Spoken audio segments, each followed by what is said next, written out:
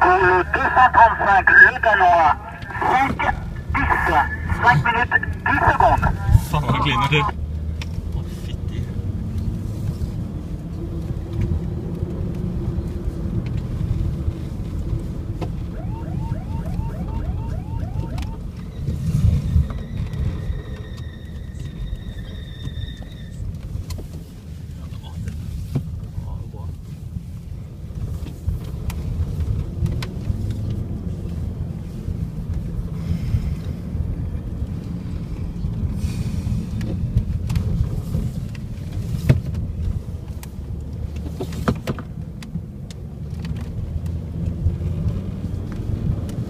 Jeg klarer faen ingenting å si, vet du. Det går så det er helt sikkert sport.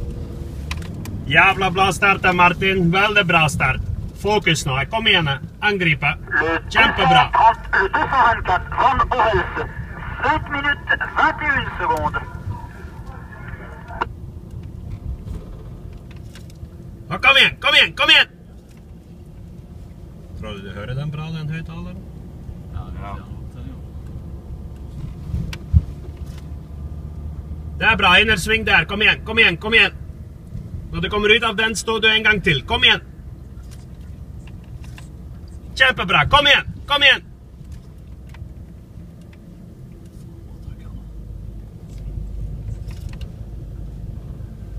Opp, kom igjen. Opp i toppfart. Kom igjen, kom igjen, kom igjen, kom igjen.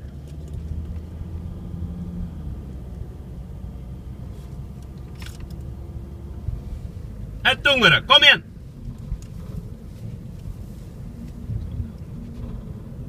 Le 216, Van Mereige, 5 minutes, 32. Le 216, 5 minutes, 32. Ja, men vi bare hører når det er en som har bedre enn bremser. Å, gå! Kom igjen, kom igjen, kom igjen, kom igjen!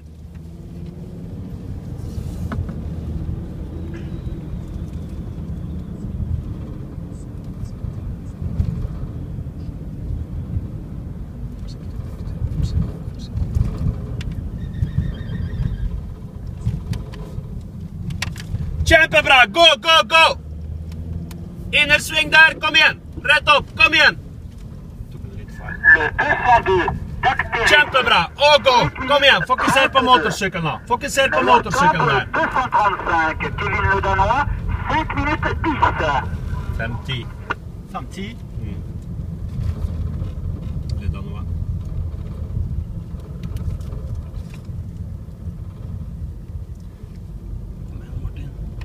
Kom igjen, Martin! Kom igjen, kom igjen, kom igjen!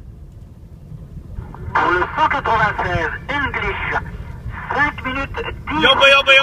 Kom igjen, kom igjen! 196, English, 5 minutes, 18. Toujours meilleur temps pour le 235, Le Danois, 5 minutes, 10. Beste mann kjører over under 5 minutter, altså. 5-10, faen. Å, det har jeg gjort det. Her sånn, ja. Å, kom igjen nå! Jobbe! Ingenting å spare på nå. Nå er det full spiker inne. Kom igjen!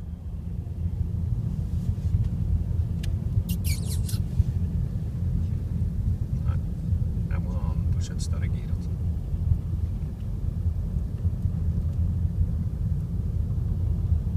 Her angriper han ikke nok, egentlig. Le 181, Hansen, 5 minutes, Stå nå! Kom igjen! Til! Gjennom svingen! Kom igjen! Og gå! Over toppen. Litt til! Og kom igjen! Nå må du raske opp til maks gir og maks fart. Kom igjen! Et tungere! Kom igjen! Enda et! Kom igjen!